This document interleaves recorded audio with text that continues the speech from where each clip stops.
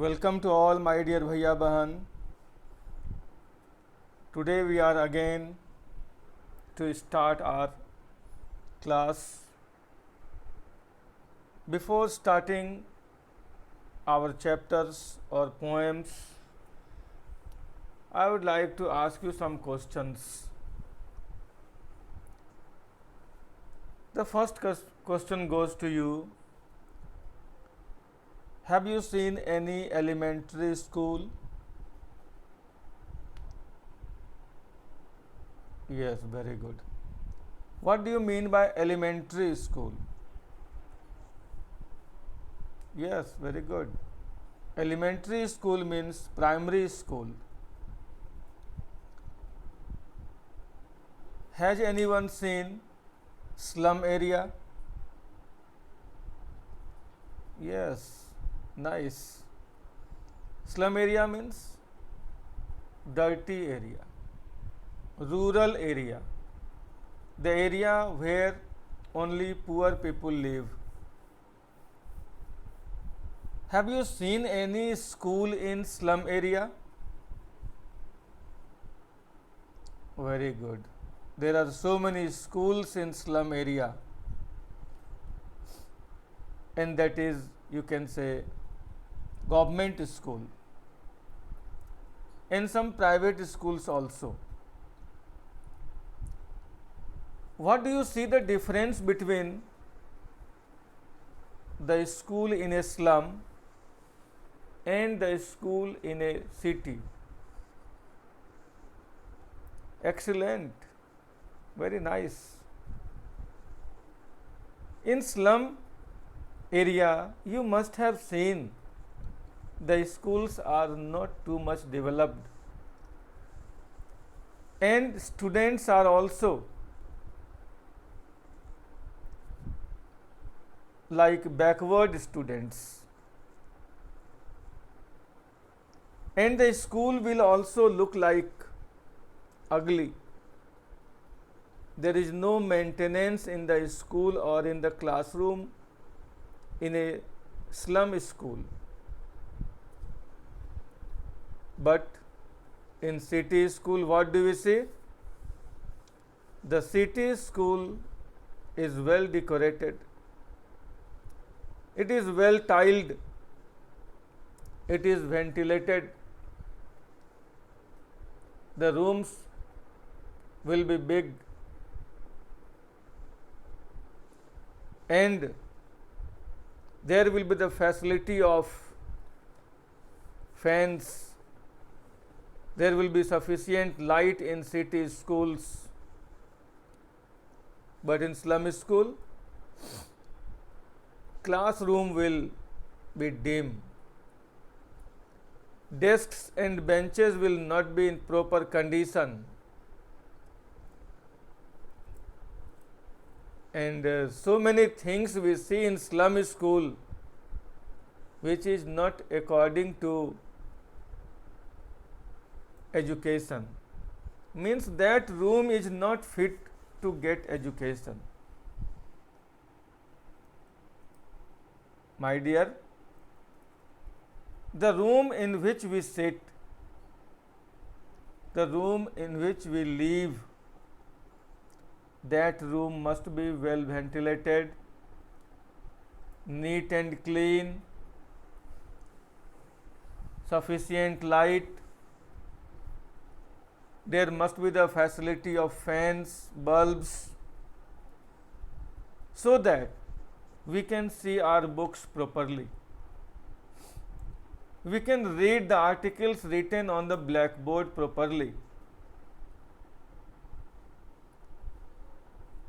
So, my dear, can you say which poem of this book are we going to read today? Great, you are great. You have guessed very correct. That poem is An Elementary School Classroom in a Slum. My dear, before we start this poem, we should know something about poet. We know that the poet of this poem is Stephen Spender. As you see here, Stephen Spender. His full name was Sir Stephen Harold Spender.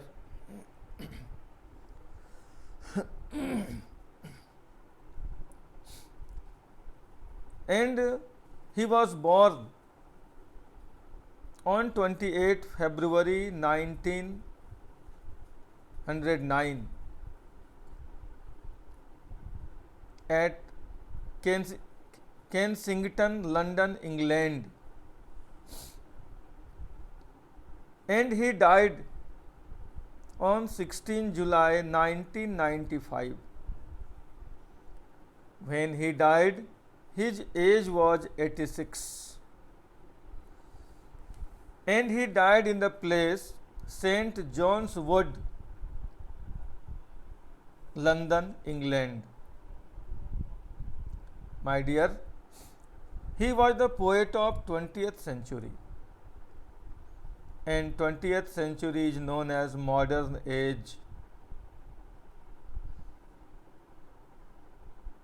The occupation of Stephen Spender was, he was a poet, novelist, and essayist, and he belongs to British. His nationality is British.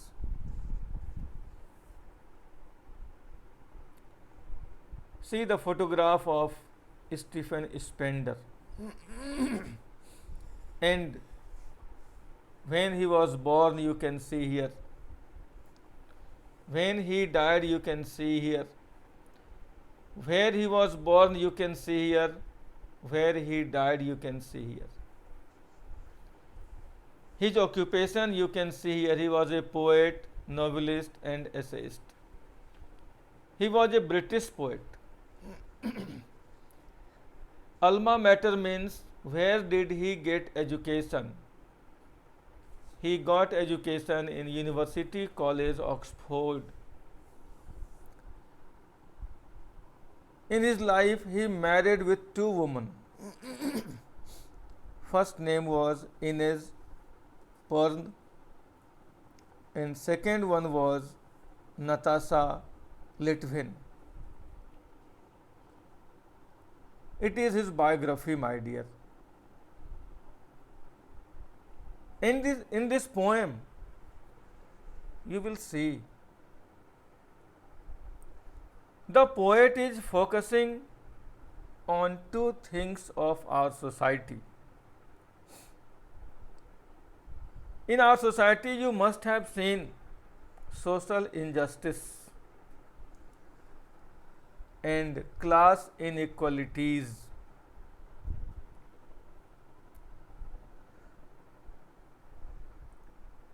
Social injustice means what? Social injustice means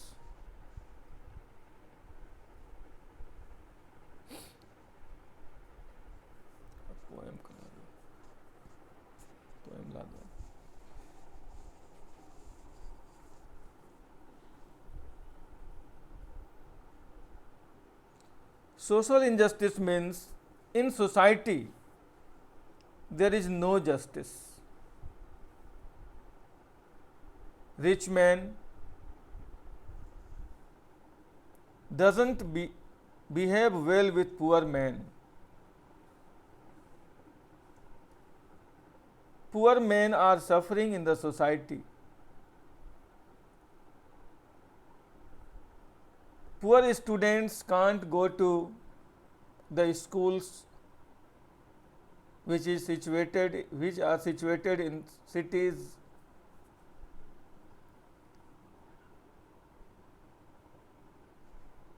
And class inequalities means there is the feelings of backward and forward. There is the feelings of poor and rich. There is the feelings of white and black, and you can say such types of feelings are in the society. So this poem, Stephen Spender wants to focus such thing. He wants to show how the children of a slum school are like the scum of the earth. Their faces are pale, their hair are torn around like rootless weeds.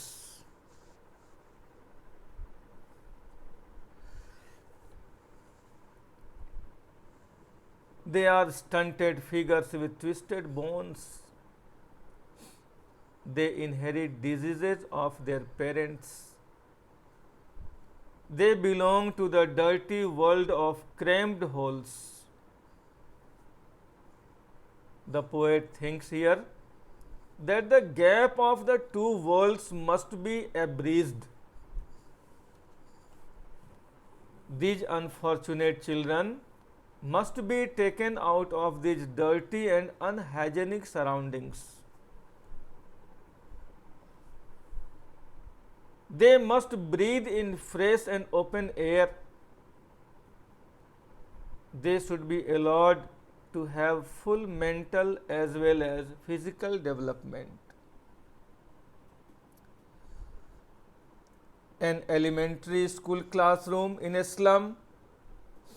The poet has concentrated on themes of social injustice and class inequalities. Social injustice we see every day in our society. There is the feelings of rich and poor. There is the feelings of backward and forward. There is the feelings of white and black. Another word is here, class inequalities, means there is a feeling of castes and creed in the society. Rich man thinks that the poor are not equal to them. Rich hates poor, and it is said about rich and poor, rich are made to live in their castle and poor are made to live at their gate. This sentence is said by someone. Today I would like to explain the summary of this poem before you. You just listen this summary very carefully. Then we shall start the poem on the next day.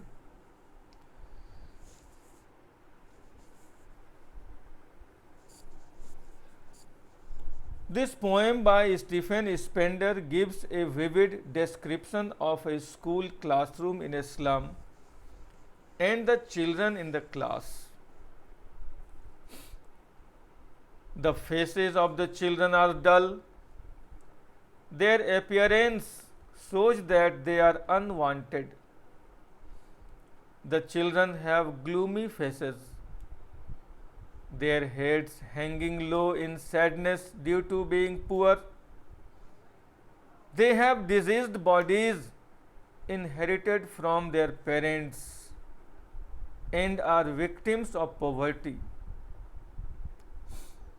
At the dim end of the room sits one child who has bright eyes which seem to dream of playing outside with squirrels. He is different from the others in the dim dark room. The walls of the classroom are dirty. People have donated different charts and images which have been put up on them. One of them is a picture of the great playwright Shakespeare. His head is bald and resembles the rising sun. The next poster is of the tireless valley. full of churches and flowers, which symbolizes the beautiful creations of nature.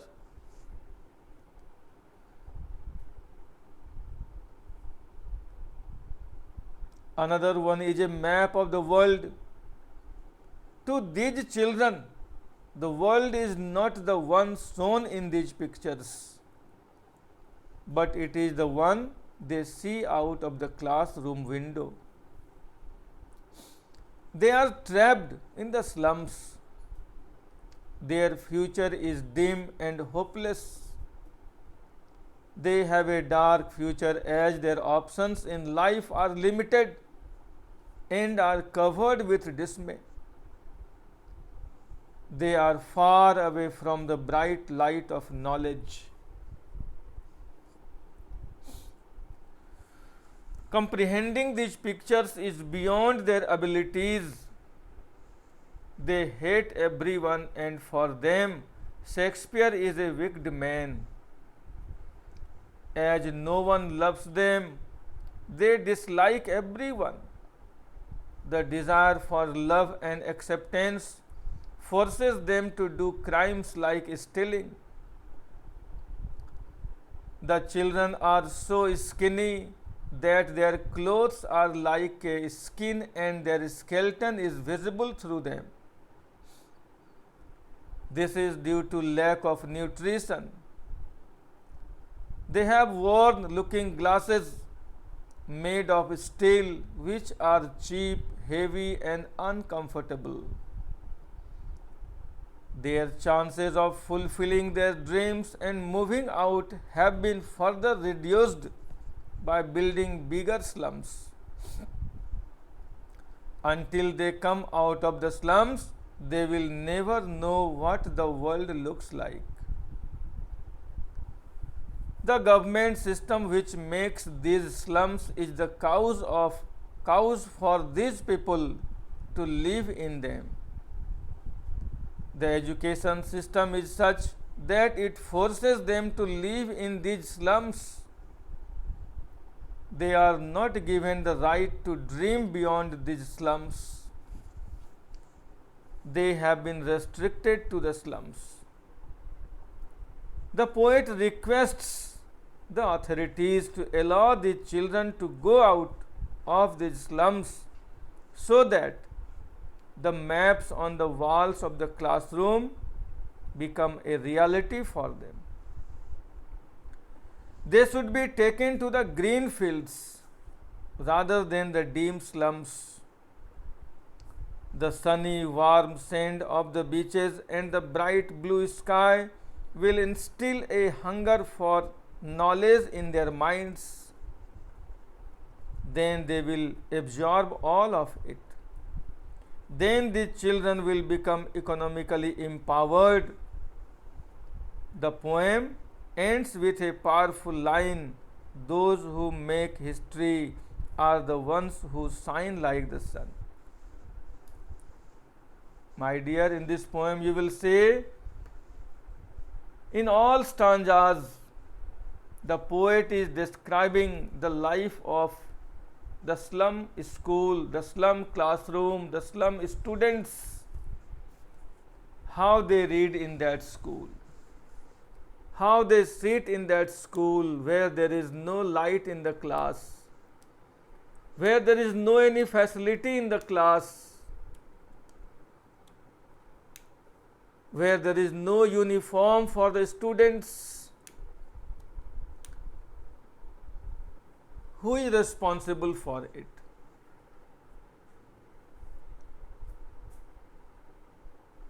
The men who takes care of these schools are responsible for it, like the government. The government can change this. The authorities can change this. What these children have done? What is their problem? Why are they sitting in slum classes?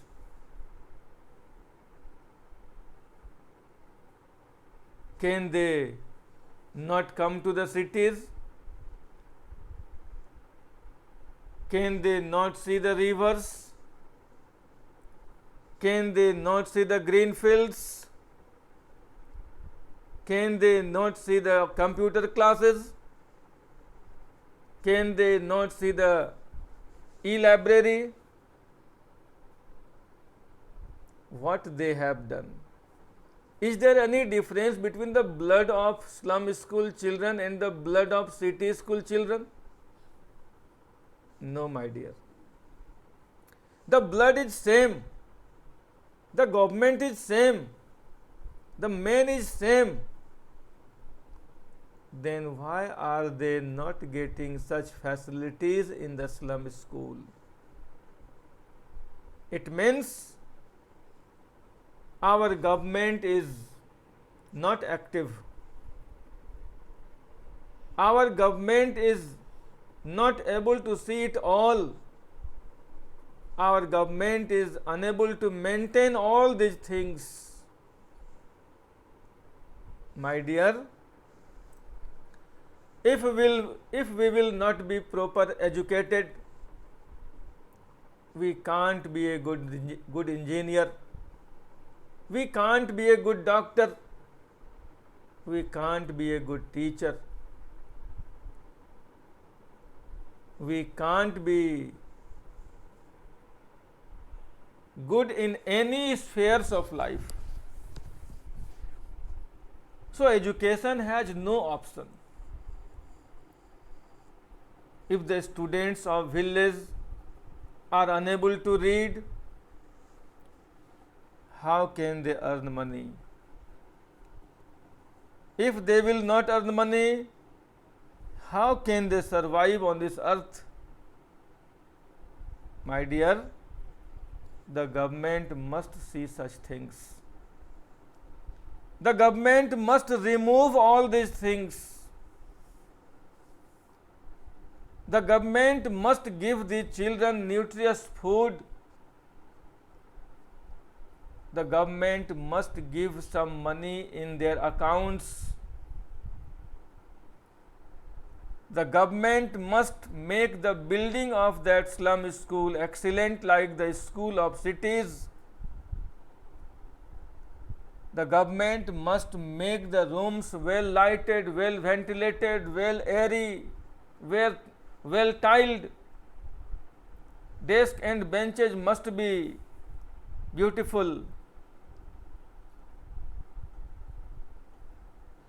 Why the government is not taking responsibilities for all these things? So the poet Stephen Spender is very much worried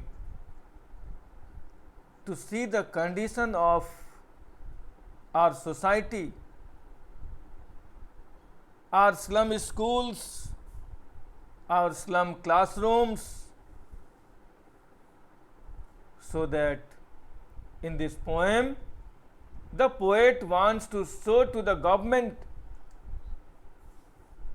to see the conditions of the students of slum school, to see the condition of classroom in a slum school. My dear, you must have understood what does Stephen Spender wants to say in this poem. I think we shall start the first stanza today, and later on we shall finish it on the next day. At first, the introduction of the poem.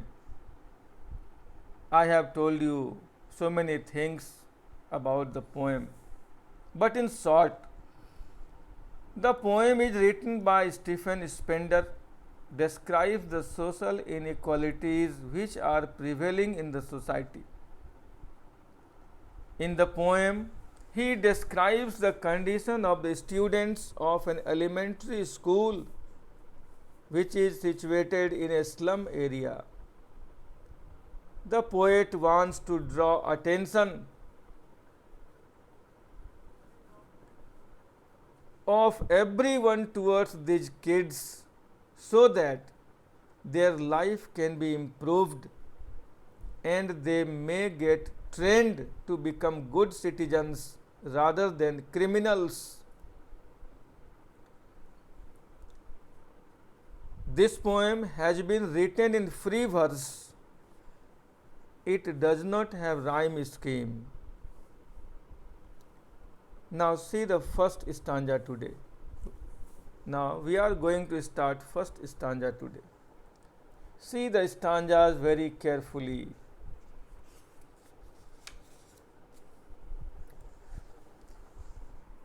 Far, far from gusty waves, these children's faces, like rootless weeds, the hair torn round their pallor.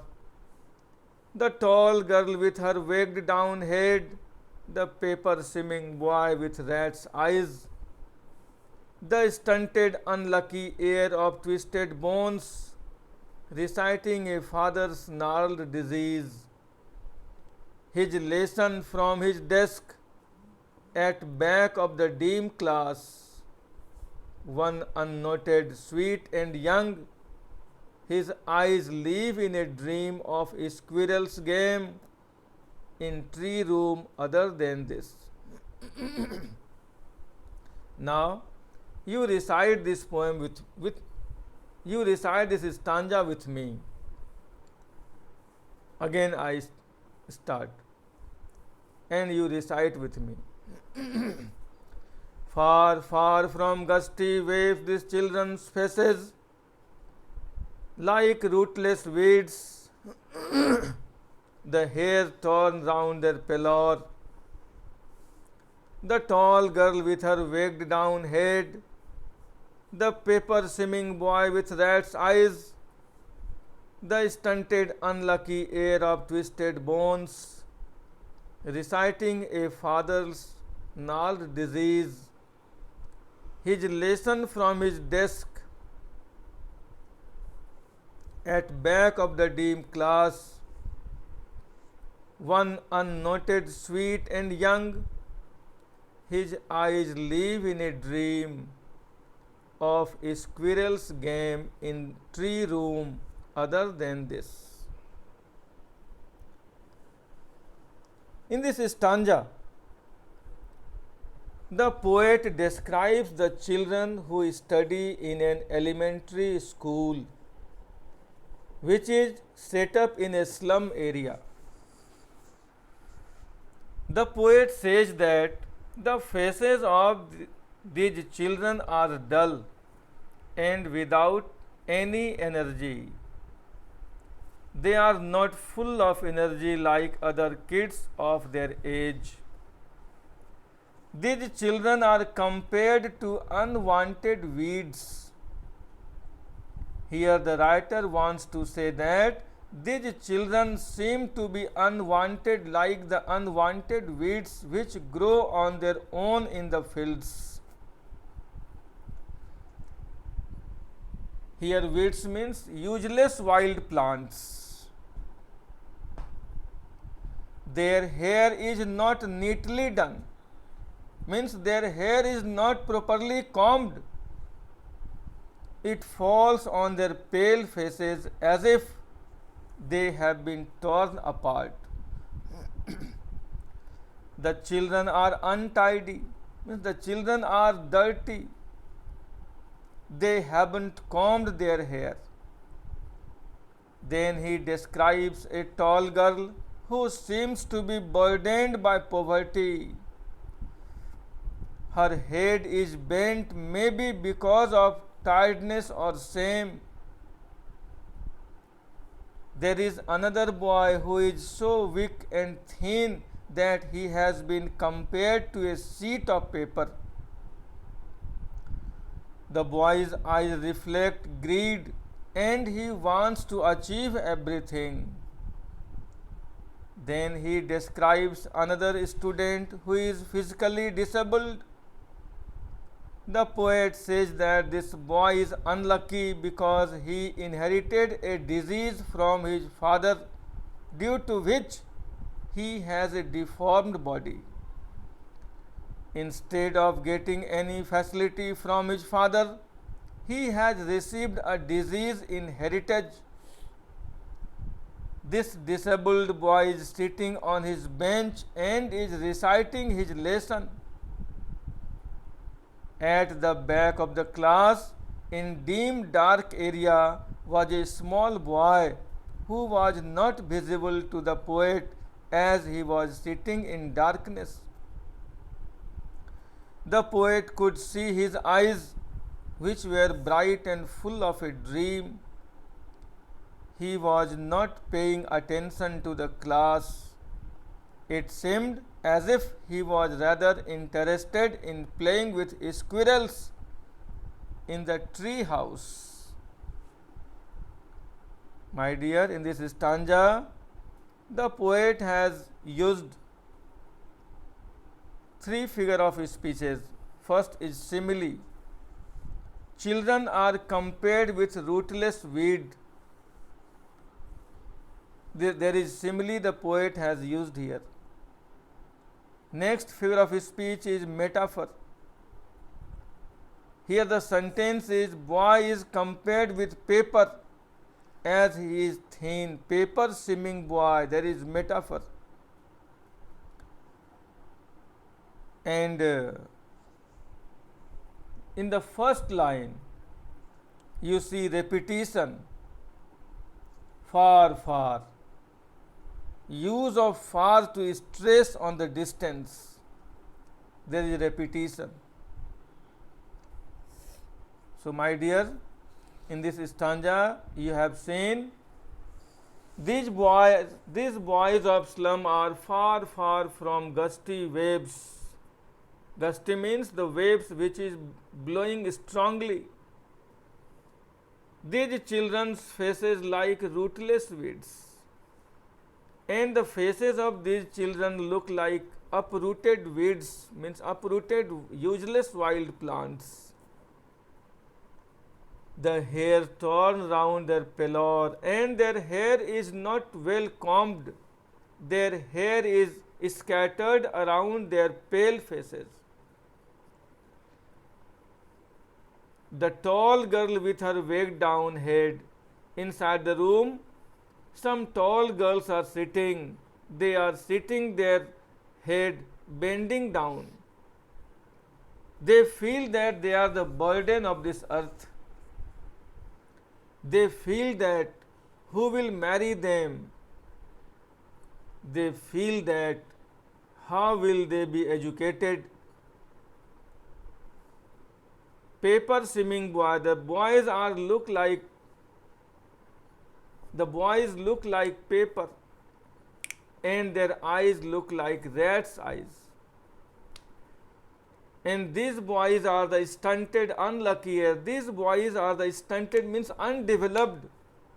They are the unlucky successor of their parents. Their bones are twisted. Inside the class, they are discussing their father's gnarled disease, means knotty disease. Knotty is a kind of, you can say, joint pain. That is in Hindi gathia. At the back of the class is dim. There is no proper light inside the class. One unnoted boy is sitting there. That boy is very sweet and young. That boy is also not reading in the class. His eyes live in a dream. He thinks to see the squirrels game in tree room. Here tree room means place made in the tree. My dear, here we see, due to improper condition of classroom, students are unable to get proper education. And the boys and girls who are sitting in that room, they are also not doing well in the class. everybody feels some trouble inside the class. Now, write words meaning of this stanza. The first word is gusty. Gusty means blowing strongly. Rootless means uprooted. Weeds means useless wild plants. Torn round means scattered around in disorder. Pallor means pale faces. Weighed down means depressed due to the burden. Paper seeming means looking lean and thin. Stunted means undeveloped, not fully grown. Unlucky means unfortunate. Heir means successor. Twisted means bent, distorted. Reciting means enumerating, describing. Gnarled means knotty, Knotty, knotty is a kind of joint pain. Dim means not clear. Unnoted means not marked or not noticed. Squirrel, a kind of small animal. Tree room, place made in the tree. Now there is some questions from you as class work. Can you say who is the poet of the poem An Elementary School Classroom in a Slum? Yes, very good. Stephen Spender. Next question. Stephen Spender belongs to which country? Yes, England. Very nice. Can you say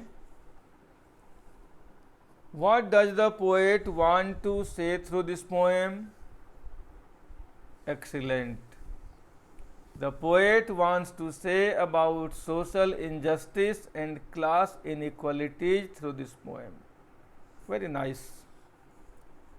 Today we shall stop here. Next day we shall start the second stanza and we shall try to finish it. Your homework is prepare question answer from first stanza.